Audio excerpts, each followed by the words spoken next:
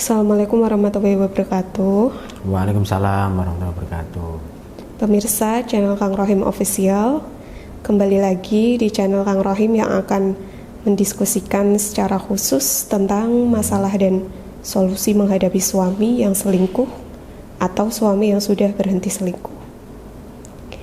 Di sini masih bersama guru kita Kang Rohim yang akan kita serap ilmunya agar siapapun istri yang saat ini punya masalah suaminya selingkuh atau punya luka batin akibat perselingkuhan suami bisa cepat pulih dan kembali bahagia. Assalamualaikum guru, apa kabarnya? Waalaikumsalam warahmatullahi wabarakatuh. Kabar baik. Baik, di video ini secara spesifik kita akan bahas mengenai pendapat guru selalu menekankan bahwa penting untuk bisa tenang, damai, dan bersandar pada Allah Subhanahu wa Ta'ala saat suami selingkuh. Nah, langsung saja pertanyaan pertama ya guru. Ya. Apa guru tahu perasaan istri saat mengetahui suaminya berselingkuh? Perasaan istri. Saya tidak pernah selingkuh ya, artinya selingkuh sampai membuat istri sakit hati, sampai selingkuh dalam persetubuhan, tidak. Tapi saya mengetahui dari beberapa klien yang cerita kepada saya, katanya dia sakit hati. Katanya ya. Apakah itu benar atau tidak, yang tahu dirinya sendiri ya. Kalau saya pahami juga ada yang katanya memang butuh seperti itu. Dia butuh sensasi hidup gitu. Ada yang begitu. Jadi saya fokus apa yang sebenarnya diinginkan dalam hatinya. Lalu mengapa penting untuk tetap tenang dan damai dalam menghadapi situasi seperti ini? Ya. Tujuannya adalah agar bisa berpikir jernih, perasaannya jernih sehingga melakukan aktivitas bisa bahagia.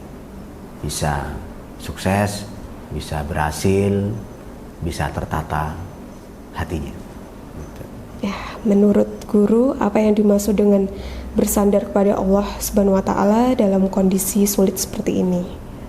Maksudnya adalah berdoa, meminta kepada Allah apa yang para istri inginkan dan sandarkan pada Allah. Tidak perlu disesali atau tidak perlu membuat pikiran, perasaan, tubuh mati.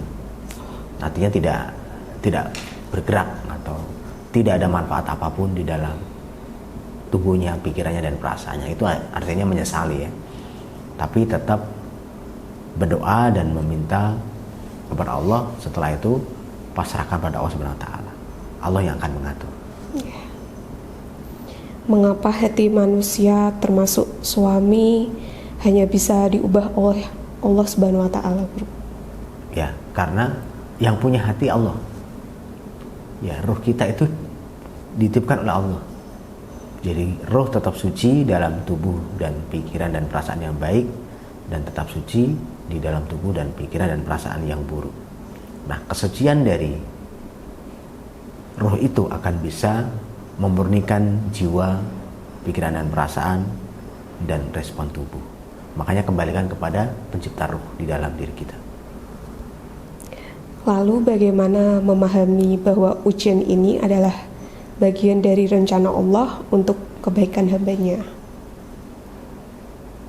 Kalau saya memahaminya bukan ujian. Itu bukan ujian. Nah, coba di tafakur, diresapi. Kalau ujian artinya Anda diuji. Awalnya tidak pernah berdosa kemudian diuji ya. Tapi ini hadir karena ada dosa dari diri Anda, dari diri istri yang menghadirkan ujian ini. Coba pahami, resapi apa yang menjadi dosa dalam diri Anda. Ini bukan ujian. Ini adalah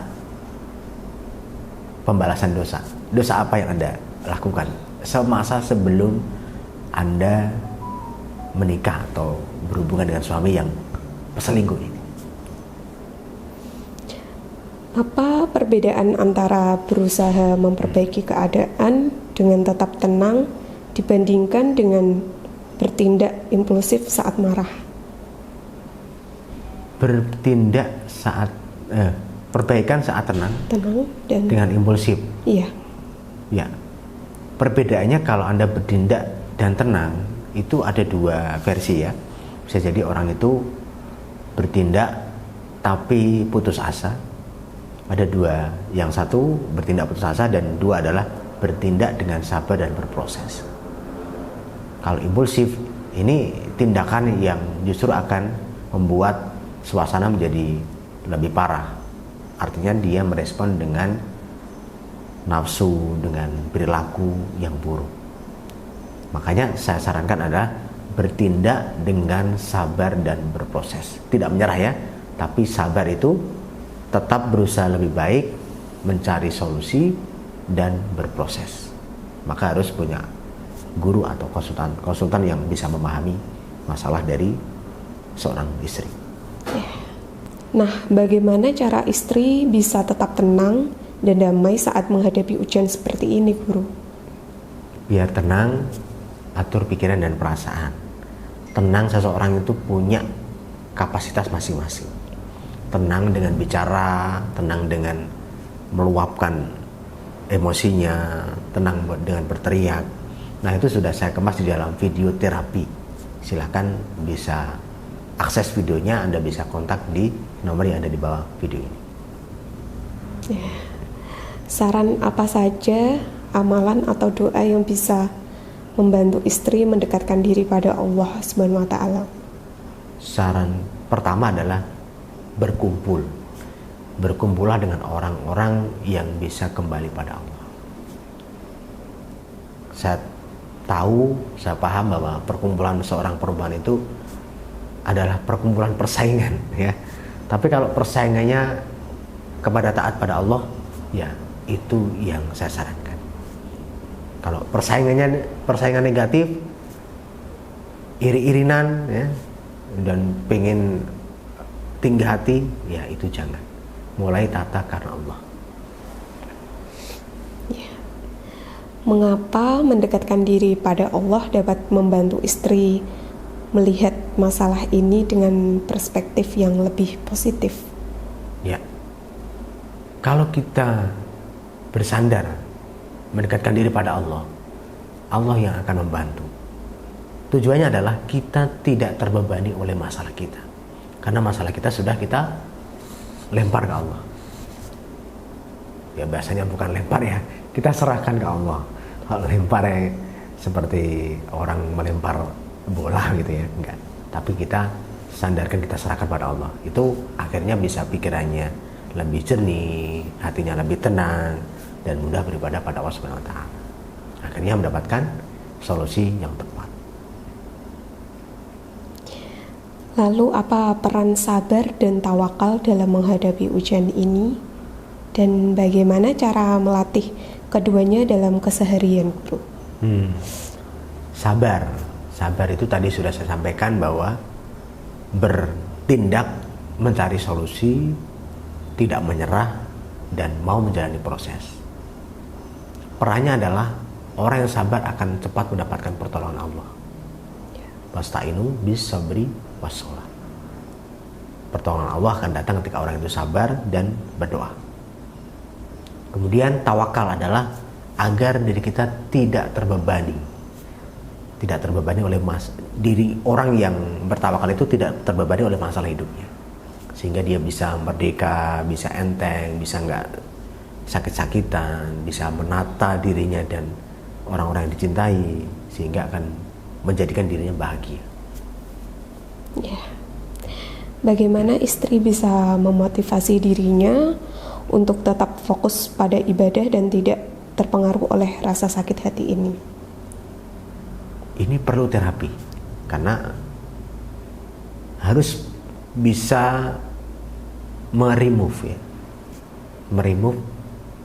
sakit hatinya, meremove respon pikirannya dengan cara yang tepat. Perlu terapi. Tidak bisa saya jelaskan secara rinci, walaupun saya bisa menterapi di video ini ya, tapi kan ada sesi sendiri nanti, terapi penjernihan hati. Ya. Dan mengapa penting bagi istri untuk tetap menjaga ketenangan demi kesehatan mental, keluarga, dan masa depannya. Ya, memang jiwa itu butuhnya tenang ya. Kalau jiwa seseorang tidak dikasih ketenangan, jiwanya kering kerontang atau kurus, jadi dianya akan kena mental. Makanya kasih makan ya, biar jiwa itu nggak kurus. Makanya adalah ketenangan batin, kedamaian diri, zikir yang khusyuk. Gitu. Apa ada pesan dari Guru Kang Rohim bagi istri yang bersabar dan bertawakal dalam menghadapi ujian? Tetap semangat, bahagia, dan bahagia. Bahagiakan diri. Bahagiakan Itu diri. saja. Nah, bagaimana istri dapat menjadikan ujian ini sebagai momentum untuk memperkuat hubungan dengan Allah Subhanahu wa taala? Selalu pandang sebuah ujian atau masalah itu sebagai sesuatu yang berharga di masa lalu. Jangan sesuatu yang mengotori kehidupan Anda mulai sekarang. Tidak, jangan. Itu hanyalah proses yang membuat Anda menjadi lebih berharga. Maka pahami masa lalu itu yang buruk itu adalah sesuatu yang berharga di masa lalu, yang menjadikan Anda lebih berharga lagi di masa sekarang dan seterusnya dan masa depan. Ya, amin. Baik, terima kasih Guru. Saya rasa ilmunya luar biasa sekali. Dan semoga saja penerima yang menonton ini bisa menyerap dan menangkap ilmu yang Guru berikan. Serta semoga para istri yang saat ini sedang terluka bisa cepat pulih dan kembali bahagia. Amin amin ya rabbal Ya, sampai jumpa di video selanjutnya. Dan wassalamualaikum warahmatullahi wabarakatuh. Waalaikumsalam warahmatullahi wabarakatuh.